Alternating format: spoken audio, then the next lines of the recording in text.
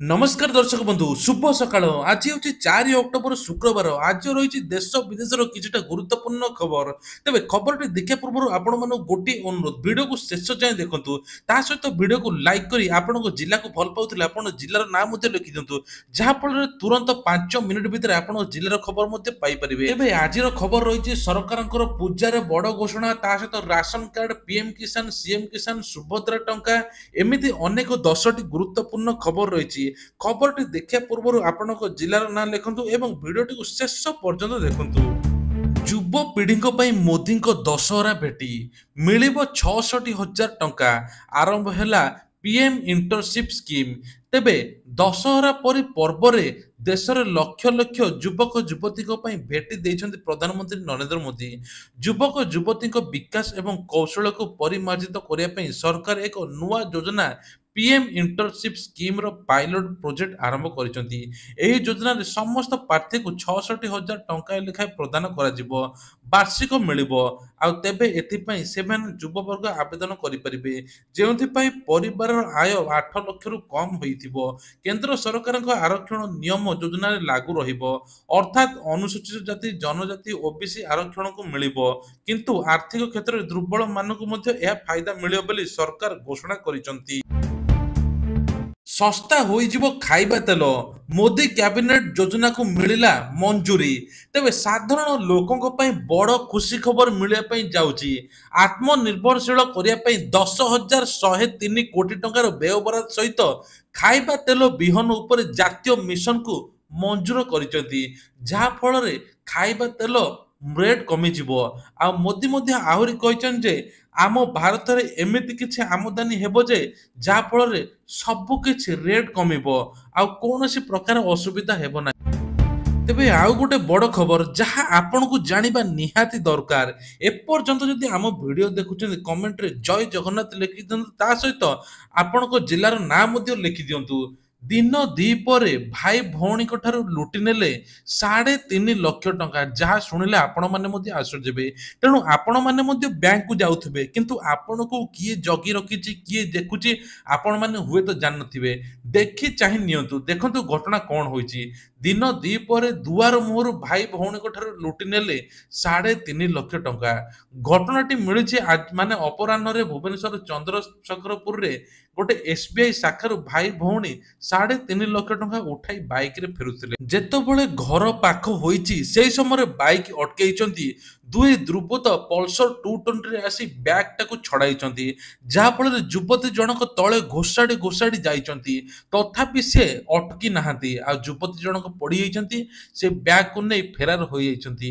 ଯୁବତୀ ଜଣକ ଏପଟେ ଚିଲଉଥାନ୍ତି କେହି କିଛି ଆଉ କରିପାରୁନାହାନ୍ତି ଆଖି ପିଛୁଳାକେ ଲୁଟିରେ ଲୁଟି ନେଇଗଲେ ତେଣୁ ଆପଣମାନେ ଯେତେବେଳେ ଷ୍ଟେଟ ବ୍ୟାଙ୍କ ଯେକୌଣସି ବ୍ୟାଙ୍କରୁ ଆପଣମାନେ ଟଙ୍କା ଉଠାଉଛନ୍ତି ଆପଣ ଆଖପାଖ ନଜର ରଖନ୍ତୁ ଆପଣଙ୍କ ପଛରେ ମଧ୍ୟ ଲୁଟରେ ଲାଗିପାରନ୍ତି ଚାଲନ୍ତୁ ନେକ୍ସଟ ଖବର ଉପରେ ନଜର ପକାଇବା ଆଉ ଗୋଟେ ବଡ଼ ଖବର ଆଉ ମାତ୍ର 5 ଦିନ ରହିଲା 5 ଦିନ ପରେ ମିଳିବ ସୁଭଦ୍ରା ଟଙ୍କା ଆଉ ବହୁତ ଲୋକମାନେ ମଧ୍ୟ ଅପେକ୍ଷା କରିଛନ୍ତି 17 ତାରିଖକୁ ଯାହାକୁ ମିଳିନଥିଲା ସେମାନଙ୍କୁ ଏବେ ସୁଭଦ୍ରା ଟଙ୍କା ମିଳିବା ପାଇଁ ଯାଉଛି କୁହାଯାଉଛି ଯେ ସୁଭଦ୍ରା ଟଙ୍କା 4ଟି ଫେଜ୍ ମାଧ୍ୟମରେ ମିଳିବ ଗୋଟିଏ ଫେଜ୍ରେ 25 ଲକ୍ଷ ମହିଳାକୁ ମିଳିଲା ସେକେଣ୍ଡ ଫେଜ୍ରେ 40 ଲକ୍ଷ ମହିଳାକୁ ମିଳିବ ଆଉ ବାକି 40 ଲକ୍ଷ ମହିଳାକୁ ଦୁଇଟି ଫେଜ୍ରେ ମିଳିବ କୁହାଯାଉଛି ଯେ ମାର୍ଚ୍ଚ 18 ତାରିଖ ପୂର୍ବରୁ ସବୁ ହିତାଧିକାରୀଙ୍କୁ ଟଙ୍କା ମିଳିଯିବ ଆଉ କୋଟିଏରେ ଯେଉଁ ମହିଳା ପହଞ୍ଚିବେ ତାଙ୍କୁ ମଧ୍ୟ ଉପମୁଖ୍ୟମନ୍ତ୍ରୀ ପ୍ରଭାତୀ ପରିଡ଼ାଙ୍କ ଦ୍ୱାରା ପୁରସ୍କାର ମଧ୍ୟ ମିଳିବ ବୋଲି କୁହାଯାଇଛି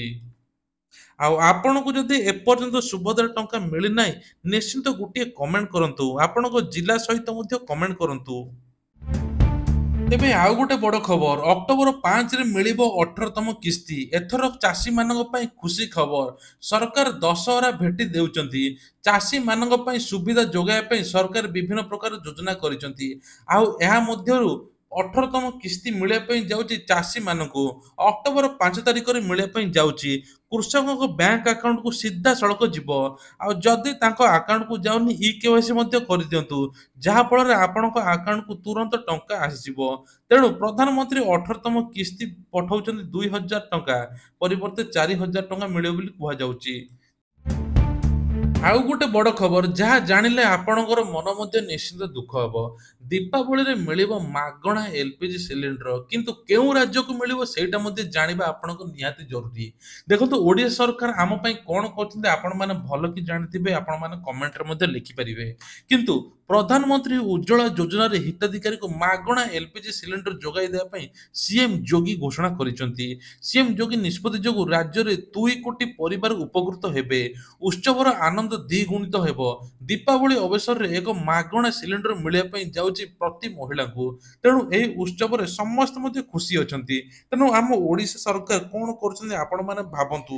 ସେପଟେ କିଛି ଲୋକ ମଧ୍ୟ କହିଛନ୍ତି ଯେ ଏପଟେ ସୁଭଦ୍ରା ଟଙ୍କା ଦେଇ ଅନ୍ୟ ସବୁ ରେଟ୍ ବଢ଼ିଯାଇଛି। ଆଳୁ, ପିଆଜ, ତେଲ, ଡାଲି, ଲୁଣ, ଗ୍ୟାସ୍‌ଠୁ ଆରମ୍ଭ କରି ସବୁ କିଛି ବଢ଼ିଯାଇଛି ଆମ ଓଡ଼ିଶାରେ। କିନ୍ତୁ ସେପଟେ ଦୀପାବଳି ପାଇଁ ମାଗଣା ସିଲିଣ୍ଡର ଦିଆଯାଉଛି। ତେଣୁ ଏପର୍ଯ୍ୟନ୍ତ ଭତ୍ତା ଟଙ୍କା ମଧ୍ୟ ମିଳିନାହିଁ। ଆପଣଙ୍କୁ ଯଦି ଭତ୍ତା ଟଙ୍କା ମିଳିଛି ନିଶ୍ଚିନ୍ତ ଗୋଟିଏ କମେଣ୍ଟ ମଧ୍ୟ କରିଦିଅନ୍ତୁ। ତେବେ ଗୁଗୁଲ ପେରେ ମିଳିବ ଗୋଲ୍ଡ ଲୋନ୍ ସହିତ ଅନେକ ପ୍ରକାର ସୁବିଧା। ପାର୍ବଣ ଋତୁରେ ଗୁଗୁଲ ଲଞ୍ଚ କଲା ଜେମିନି ଏଆଇ ଫିଚର। ଗୁଗୁଲ ପେରେ ଆପଣଙ୍କୁ ମିଳିବ ସବୁଠାରୁ ବଡ଼ ବଡ଼ ଅଫର। ଲୋନ୍‌ଠୁ ଆରମ୍ଭ କରି କ୍ରେଡିଟ୍ କାର୍ଡଠୁ ଆରମ୍ଭ କରି ଗୋଲ୍ଡ ଲୋନ୍ ପର୍ଯ୍ୟନ୍ତ ସବୁ କିଛି ମିଳିବ ସେଇ ଗୁଗୁଲ ପେ ଆପ୍‌ରେ। ତେଣୁ ଗୁଗୁଲ ଲଞ୍ଚ କରିଛି ଏଇଟା ଆପଣଙ୍କର ମୁଥୁଟ୍ ଫାଇନାନ୍ସଠୁ ଆରମ୍ଭ କରି ସବୁ ପାର୍ଟନର ଯୋଡ଼ି ହୋଇ ରହିଛନ୍ତି। ଯାହାଫଳରେ ଘରେ ବସି ଆପଣ ଗୋଲ୍ଡ ଲୋନ୍ ନେଇପାରିବେ, ଆପଣଙ୍କର ପର୍ସନାଲ ଲୋନ୍ ନେଇପାରିବେ, ଆପଣ କ୍ରେଡିଟ୍ କାର୍ଡ ଉଠାଇ ପାରିବେ, ସବୁ କିଛି ଉଠାଇ ପାରିବେ। ତା ସହିତ ଗୁଗୁଲ ଆପଲ୍ ହସ୍ପିଟାଲ ମଧ୍ୟ ଯୋଡ଼ି ହୋଇଛି। ଯାହାଫଳରେ ଆପଣମାନେ 800ରୁ ଅଧିକ ପାର୍ଟନରସିପ୍ ହିନ୍ଦୀ, ଇଂରାଜୀ ଭାଷାରେ 800ରୁ ଅଧିକ ସଂସ୍ଥା ମଧ୍ୟ ଯୋଡ଼ି ହୋଇଛି ଗୁଗୁଲ ପେ ସହିତ। ଆପଣମାନେ ଯାଇକି ମଧ୍ୟ ଚେକ୍ କରିପାରିବେ। ତେବେ ଏଥର ପୂଜାରେ ଭିଜିବେ ମା। 4 ତାରିଖରୁ 10 ତାରିଖ ପର୍ଯ୍ୟନ୍ତ ପ୍ରବଳରୁ ଅତି ପ୍ରବଳ ବର୍ଷା। ସେ ନେଇ ସତର୍କ ସୂଚନା ଦେଇଛି ପାଣିପାଗ ବିଭାଗ।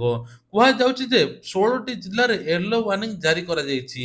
ଆଉ ମତ୍ସ୍ୟଜୀବୀକୁ ମଧ୍ୟ ମନା କରାଯାଇଛି ସମୁଦ୍ର କୂଳକୁ ନ ଯିବା ପାଇଁ। ଆଉ ତଳିଆ ଅଞ୍ଚଳକୁ ଖାଲି କରିବା ପାଇଁ ଉଦ୍ଦେଶ୍ୟ ମଧ୍ୟ ରଖାଯାଇଛି। ମୟୂରଭଞ୍ଜ, କେଉଁଝର, ଅନୁଗୁଳ, ଢେଙ୍କାନାଳ ଜିଲ୍ଲାରେ ପ୍ରବଳରୁ ପ୍ରବଳ ଆଜି ବର୍ଷା ହୋଇଥିଲା। ତେଣୁ କୁହାଯାଉଛି ଯେ 4 ତାରିଖରୁ 8 ତାରିଖ ପର୍ଯ୍ୟନ୍ତ ପ୍ରବଳ ବର୍ଷା ରହିବ। ଆଉ 2 ଦିନ ହାଲୁକାରୁ ମଧ୍ୟମ ଧରଣର ବର୍ଷା ହେବ ବୋଲି କୁହାଯାଉଛି। ତେଣୁ ଆଉ ଗୋଟେ ବଡ଼ ଦୁଃଖ ଖବର, ଘରୁ ତଡ଼ିଦେଲା, ତାଲା ପକାଇଦେଲା ପୁଅ। ପର ବାରାଣ୍ଡାରେ ରାତି କଟୁଛି ବୁଢ଼ୀମା। ଗୋଟିଏ ଗୋଟିଏ ପାଦ ପକାଇ ଚାଲୁଛି ବୁଢ଼ୀମା। ଯେତେବେଳେ ପୁଅଟି ଗୋଟିଏ ଗୋଟିଏ ପାଦ ପକାଉଥିଲା ମାଟି ଖୁସି ହେଇଯାଉଥିଲା। ଆଜି ସେଇ ମାଆକୁ ଗଳା ଧକ୍କା ଦେଇ ବାହାରି କରିଛି ପୁଅ। ଅଣ୍ଟା ସଳଖି ଠିକ୍ ଭାବେ ଚାଲି ପାରୁନି, କିନ୍ତୁ ବୁଢ଼ୀ ମାଆଟି ଅନ୍ୟ ଦୁଆରେ ବସିଛି।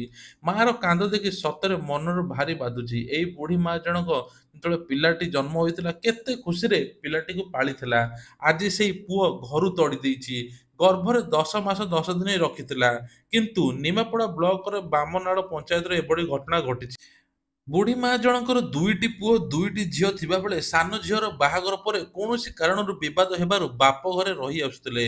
ତେଣୁ ଏହା ବଡ଼ ପୁଅର ଅକାଳ ବିୟୋଗ ପରେ ମା ତାରାମଣୀ ସ୍ୱାଇଁ ଭାଙ୍ଗି ପଡ଼ିଥିଲେ। ଏହାପରେ ନିଜ ସାନ ପୁଅ ଚନ୍ଦ୍ରକାନ୍ତି ସ୍ୱାଇଁଙ୍କ ପାଖରେ ସାନ ଝିଅ ମନୋରମା ସ୍ୱାଇଁଙ୍କୁ ଧରି ରହି ଆସୁଥିଲେ। ମନୋରମା ବି ନିଜ ବାପ ଘରେ ନିଜ ପାଖରେ ରହି ଛେଳି କୁକୁଡ଼ା ପାଳନ କରୁଥିଲେ। କିନ୍ତୁ କଣ କେଜାଣି ମନ ହେଲା ହଠାତ୍ ମାଆକୁ ଗଳା ଧକ୍କା ଦେଇ ବାହାରି କରିଦେଇଛି। ଏମିତି ଦେଖି ସମସ୍ତେ ଆଶ୍ଚର୍ଯ୍ୟ ମଧ୍ୟ ହେଉଛନ୍ତି। ଚନ୍ଦ୍ରକାନ୍ତ ସ୍ୱାଇଁ ମାଆକୁ ହଇରାଣ ହରକତ କରୁଥିବା କୁହନ୍ତି ତାରାମଣୀ ଏବଂ ତାଙ୍କ ଝିଅ ମଧ୍ୟ। ତେଣୁ ଏଭଳି ନିଜ ମା ସହିତ କରିବା କେତେ ଦୂର ଠିକ୍ ଆପଣମାନେ ଗୋଟିଏ ଲେଖାଏଁ କମେଣ୍ଟ କରନ୍ତୁ। ନିଜ ମାଆକୁ ଭଲ ପାଉଥିଲେ ମା ବୋଲି କମେଣ୍ଟରେ ମଧ୍ୟ ଲେଖିଦିଅନ୍ତୁ। ଚାଲନ୍ତୁ ନେକ୍ସଟ ଖବର ଉପରେ ନଜର ପକାଇବା। ତେବେ ଓଡ଼ିଶା ବାହାରକୁ ଦାଦନ ଖଟିବା ପାଇଁ ଆଉ କେହି ଯିବାକୁ ପଡ଼ିବନି। ଓଡ଼ିଶା ହେବାକୁ ଯାଉଛି ଶିଳ୍ପର ହବ୍। ତେଣୁ ଆନ୍ତର୍ଜାତିକ ସହଭାଗିତାରେ ଓଡ଼ିଶାରେ ଦୌଡ଼ିବ ବିକାଶ ଆଶା କରାଯାଉଛି। ଓଡ଼ିଶା ବିକାଶକୁ ନେଇ ଚର୍ଚ୍ଚା। ବିଦେଶୀ ପୁଞ୍ଜି ଲାଗିବ ଓଡ଼ିଶାରେ। ଆଉ ଓଡ଼ିଶାରେ ବିଭିନ୍ନ ପ୍ରକାର ଶିଳ୍ପ କାର୍ଯ୍ୟାନୁଷ୍ଠାନ ଆରମ୍ଭ ହେବ। ଯାହାଫଳରେ ଯୁବକ ଯୁବତୀମାନେ ଆଉ ବାହାରକୁ ଯିବା ପାଇଁ ପଡ଼ିବ ନାହିଁ। ଓଡ଼ିଶାରେ ରହି ଚାକିରି ମଧ୍ୟ କରିବେ। ଯାହା ସବୁଠାରୁ ମେନ୍ ବିଷୟ। ମୁଖ୍ୟମନ୍ତ୍ରୀ ମୋହନ ଚରଣ ମାଝୀ ମଧ୍ୟ ଖୁବ୍ ଶୀଘ୍ର ଏ ନେଇ ଘୋଷଣା କରିଛନ୍ତି। ତେଣୁ କୁହାଯାଇଛି ଯେ ଆଉ ଭାରତ ବାହାରକୁ ଏବଂ ଓଡ଼ିଶା ବାହାରକୁ ଯିବାକୁ ପଡ଼ିବ ନାହିଁ। ରାସନ କାର୍ଡକୁ ନେଇକି ବଡ଼ ଅପଡେଟ୍। ଯଦି ଏପର୍ଯ୍ୟନ୍ତ ଆପଣ ଇ-କେୱାଇସି କରିନାହାନ୍ତି, ଆପଣ କରିବା ଦରକାର ନାହିଁ। ଆପଣଙ୍କ ଘର ପାଖକୁ ସରକାରଙ୍କର ଅଫିସର ଲୋକ ଯାଇ କରେଇବେ। ଡିଲର ବା ଅନ୍ୟ ଲୋକେ ଯାଇ ଆପଣଙ୍କ ଘରକୁ ଯାଇ ଇ-କେୱାଇସି କରିବେ। ତେଣୁ ପୂଜା ପୂର୍ବରୁ ସବୁ କାମ ସାରିବା ପାଇଁ ସରକାର ମଧ୍ୟ ଘୋଷଣା କରିଛନ୍ତି। ଯାହାଫଳରେ ଅଯୋଗ୍ୟ ହିତାଧିକାରୀଙ୍କ ନାଁ ମଧ୍ୟ ଧୀରେ ଧୀରେ ବଢ଼ୁଛି, ତାଙ୍କ ନାଁ ମଧ୍ୟ କଟିବ। ଏବଂ ନୂଆ ଯେଉଁମାନେ ଆବେଦନ କରିଛନ୍ତି ତାଙ୍କୁ ଡିସେମ୍ବର ସୁଦ୍ଧା ସବୁ ରାସନ କାର୍ଡ ମିଳିଯିବ ବୋଲି କୁହାଯାଉଛି। ଆଉ ରାସନ କାର୍ଡରେ ଏବେ ସରକାର ରାସନ ସହିତ ଚାଉଳ ସହିତ ଗହମ ଆଡ୍ କରିଛନ୍ତି। ଏମିତି ଆହୁରି 9 ପ୍ରକାର ଜିନିଷ ଆଡ୍ କରିବା ପାଇଁ ଲକ୍ଷ୍ୟ ମଧ୍ୟ ରଖିଛନ୍ତି। ବାହାର ରାଜ୍ୟରେ ରାସନ କାର୍ଡରେ 9 ପ୍ରକାର ଜିନିଷ ମିଳୁଛି। ତେଲ, ଡାଲି, ଲୁଣ, ମସଲାଠୁ ଆରମ୍ଭ କରି ସବୁ କିଛି ମିଳୁଛି। ଆଉ ଓଡ଼ିଶାରେ ମଧ୍ୟ ଖୁବ୍ ଜଲଦି ମିଳିବା ପାଇଁ ଯିବ ବୋଲି କୁହାଯାଉଛି। ତେବେ ଅଯୋଗ୍ୟ ହିତାଧିକାରୀ 16 ଲକ୍ଷ ରହିଛନ୍ତି। ଦେଶରେ ଆମର କୋଟିଏ ଉପରକୁ ଇ-କେୱାଇସି କରିଦେଲେଣି। ଆଉ ବାକି ଯେତିକ ଲୋକ ରହିଲେ ଇ-କେୱାଇସି କରିବା ପରେ ତୁରନ୍ତ ନୂଆ ରାସନ କାର୍ଡ ବଣ୍ଟାଯିବ ବୋଲି କୁହାଯାଉଛି। ଯଦି ଆପଣମାନେ ଇ-କେୱାଇସି ଏପର୍ଯ୍ୟନ୍ତ କରିନାହାନ୍ତି, ଗୋଟିଏ କମେଣ୍ଟ କରିଦିଅନ୍ତୁ। ତେବେ ଇଏ ଥିଲା ଆଜିର ଦେଶ ବିଦେଶର କିଛିଟା ଗୁରୁତ୍ୱପୂର୍ଣ୍ଣ ଖବର। ଖବରଟି ଭଲ ଲାଗିଥିଲେ ନିଶ୍ଚିନ୍ତ ଲାଇକ୍ କରିବେ ଆଉ କମେଣ୍ଟରେ ଜୟ ଜଗନ୍ନାଥ ବୋଲି ଲେଖିଦେବେ।